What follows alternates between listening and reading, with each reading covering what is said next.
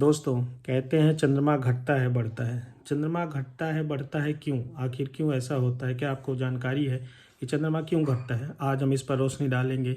एक बार चंद्रमा ब्रह्मांड का भ्रमण कर रहे थे। वहाँ उन्होंने देखा कि राजा दक्ष की 7 पुत्रियाँ विचरण कर रही थी। उनमें से एक रोहिणी भी थी। रोहिणी बहुत ही सुंदर। रोहिणी को देखते ही चंद्रमा उस पर मोहित हो जाते हैं और उससे शादी करने का प्रस्ताव रखते हैं राजा दक्ष के सामने। लेकिन राजा दक्ष कहते हैं कि उनकी 7 पुत्रियों से चंद्रमा को विवाह करना पड़ेगा। इस प्रकार राजा दक्ष की 7 पुत्रियों का विवाह चंद्रमा से हो जाता है। लेकिन चंद्रमा रोहिणी से ही केवल स्नेह करते थे, वो उसी से केवल प्रेम करते थे और यह बात बाकी पत्नियों को बहुत खराब लगती थी, बहुत खलती थी। इसकी शिकायत उन्होंने राजा दक्ष से की। राजा दक्ष ने चंद्रमा को समझाया कि सभी पत्नियों से समान प्रेम करें, लेकिन इस बात को भी चंद्रमा ने नहीं माना और वो सिर्फ रोहिणी से स्नेह करते थे।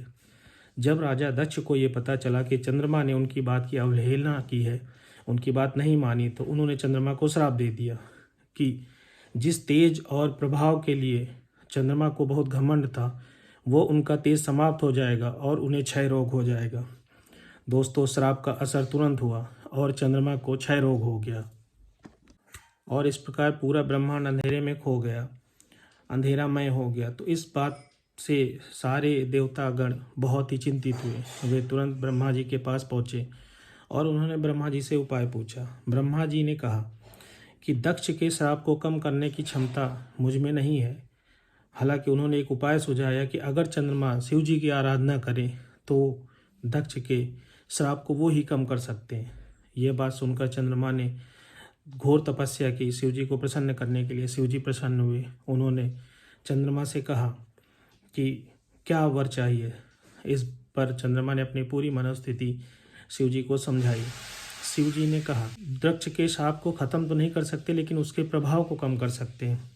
उन्होंने कहा कि चंद्रमा 15 दिन तक अंधेरे में रहेगा और 16वें दिन से फिर धीरे धीरे करके उजाला बढ़ने लगेगा, यानी क्षय रोग का अस्तित्व धीरे धीरे कम होने लगेगा और 15वें दिन पूर्ण रूप से समाप्त हो जाएगा। लेकिन 16वें दिन से फिर उसका प्रभाव बढ़ने लगेगा और धीरे धीरे अंधकार की ओर जाने लगेगा।